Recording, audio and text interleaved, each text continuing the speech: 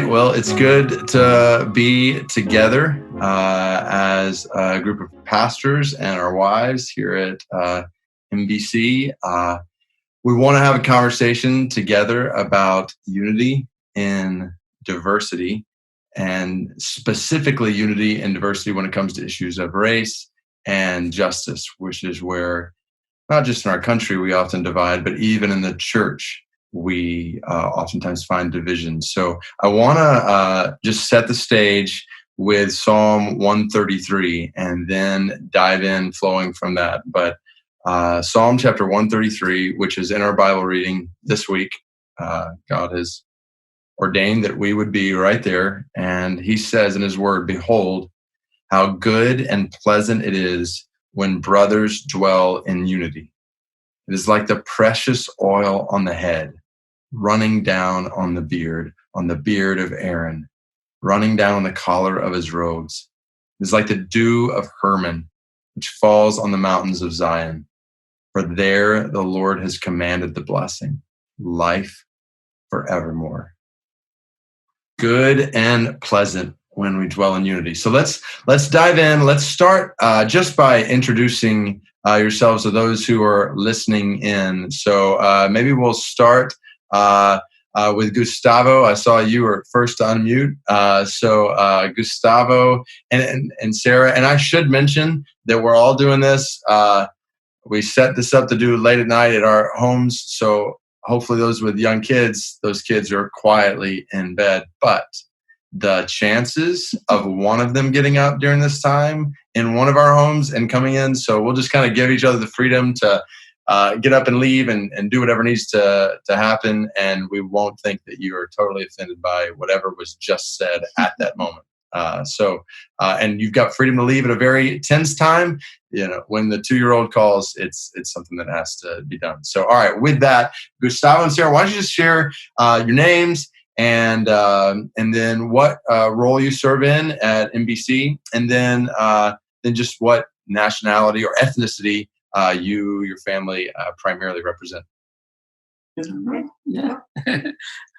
Hi, my name is Gustavo Pacheco, and I am from Mexico. I was born in Mexico, and I came when I was married, when I got married. So that's how we moved to the United States. I serve in the church as pastor of local outreach, and we mainly focus on reaching out people from different ethnicities in the DC area, in the greater Washington, and overseeing those gatherings of believers from different ethnicities. Hi, and I'm Sarah Pacheco, and I volunteer at McLean Bible Church. One of my main jobs is to make sure that Gustavo doesn't do crazy things. But I also serve as the director of operations for NBC Latino. Sarah, we need to have a talk maybe about your job performance when it comes to keeping him from doing crazy things. But we'll talk about that more when we're not on a Zoom call that a lot of people are listening into. All right, who would go next? We'll go.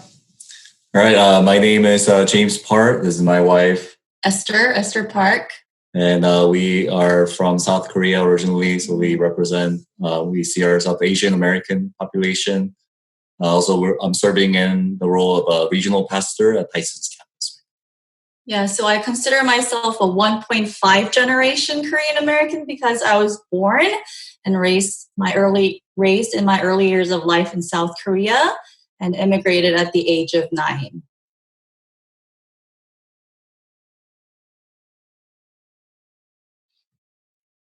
Keep going, Eric and Janique. Yeah, sure.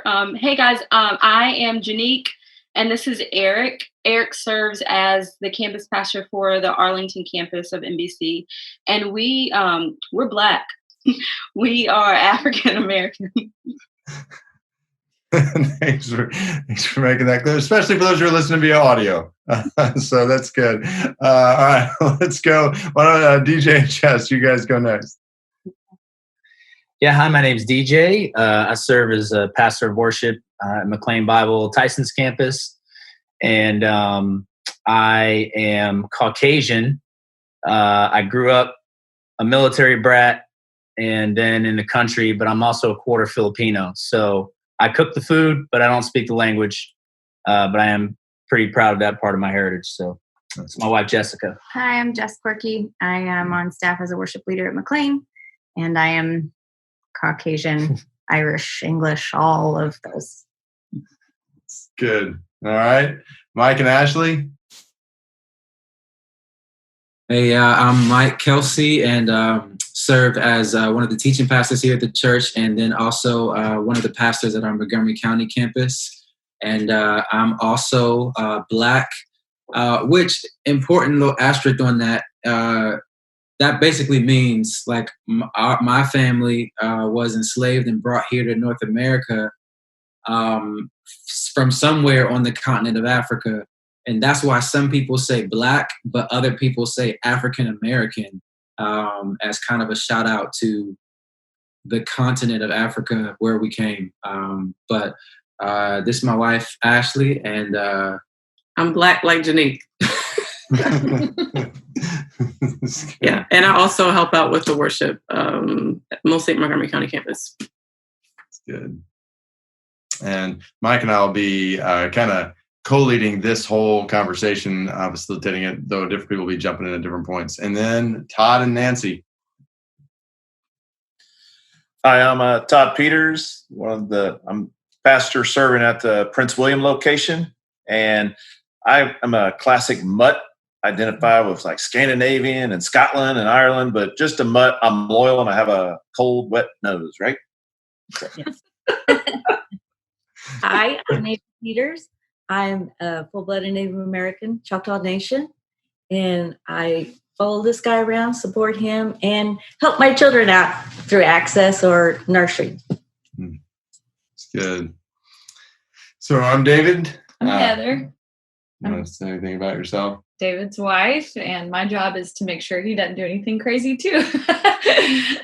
We'll not talk about her job performance either. So, all right. So, as we're serving together in the same church, why do you guys think? So, just a couple of you jump in. Like, why do you think it's important for us to have conversations, not just about like unity and like as a general kind of concept, but unity amidst diversity when it comes to issues of race and justice? Why is a conversation like we're having right now? Why do we think it's important? Yeah, I would just start off by saying from the very beginning of the American church, I think that disunity has been a part of it. I think about how people who looked differently were not able to gather together to worship. And so if that is something that has been in the DNA of the church from the very beginning, then I think it is something that we don't dismiss in conversations. We don't run away from talking about that. I think that we kind of lean into it to kind of work through some of that. Yeah. I'll add to that too. I think racial disunity and division has been a nagging wound in our nation's history. And I think as believers in Jesus Christ, we don't back away from wounds, right? Like we actually run towards them. Like we apply the healing balm of Jesus Christ to wounds so that people can see the glory of God. And so when our world is talking about this division, like we need to be working towards this unity and showing off that Jesus Christ is the source of that. And so I think that's why we have to talk about it. It's good. Let's say that church is a family. And in the same way that Gustavo and I try to guide our family, when there is a problem, it must be discussed. We must learn to listen to each other, even if we don't agree. And we must then figure out what we need to do to move forward and to solve it. So I think that's why this is so important. Yeah, I think we are linked by the blood of Jesus, so we can break that bond. And, you know, that's what it unites us.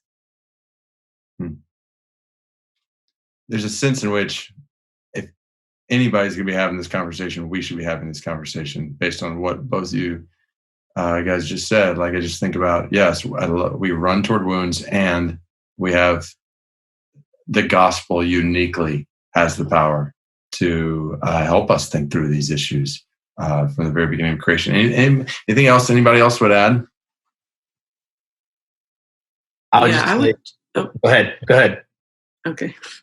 I think just to piggyback off what Eric said about running to wounds, I think as the church, being a family, right? Like for us to kind of ignore or disregard something that at least for me as a minority, is the source of so much pride and pain. It's like such a huge part of me. So I think it would be, we'd be falling short of having that real family bond if we don't really talk about these things.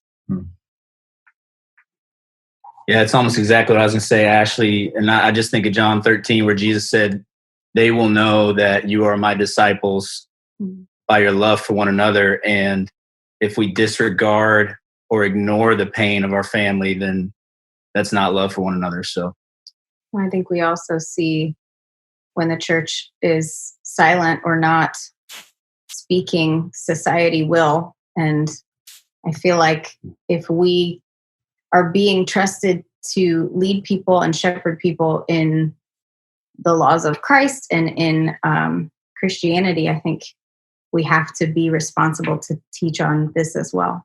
Really is part of the Great Commission that we say to each other every week in that sense, like teaching people to obey everything Christ has commanded us. Like that just infuses all of life. That's not just, that's everything. It's good. Anything else? Yeah, I was going to add to that. I mean, and like you just brought up the Great Commission, I was going to say, I think one, because of the gospel we believe in, right? When we think about the gospel and the commission Jesus gave, the gospel is the good news that Jesus came to save people from all nations, all people groups. And so even though that's talking about people groups, and I'm sure we'll get into this, not race in the way that we think about it in America, I think it still has application that we want to make sure the gospel and the church that's created by the gospel is good news and in a good place, for all different kinds of people. So the gospel we believe in, but also the world we live in is just increasingly more diverse. Our country is, with immigration, but also like especially the DC area. And so I think Jess or somebody said, the world is talking about it, but I also think there are people who are victims of injustice that sometimes falls along racial lines. And so I think we need to be equipped to move toward those wounds, even in our culture and society, and not just here in the United States, but think about the missionaries we send out. We want them to think well about ethnicity and race and tribal affiliation and all those things so that the gospel is able to spread effectively.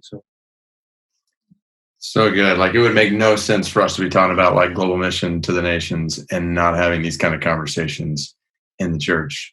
And, one other thing I think along those lines, just an implication for what you were just saying there, Mike, is like when it comes to this issue, like issues of race and justice, like if we are not willing to dive into these here, it's going to have huge implications, not just for our community together, but for our own discipleship, for our own growth in the image of Christ, to be able to, and it's not even just because we have a multiracial church, like it's because we all care about justice for like that's what drives, even if we were all the same ethnicity represented around this call, we still should be having these conversations because we care about justice in the world, and we want to reflect that.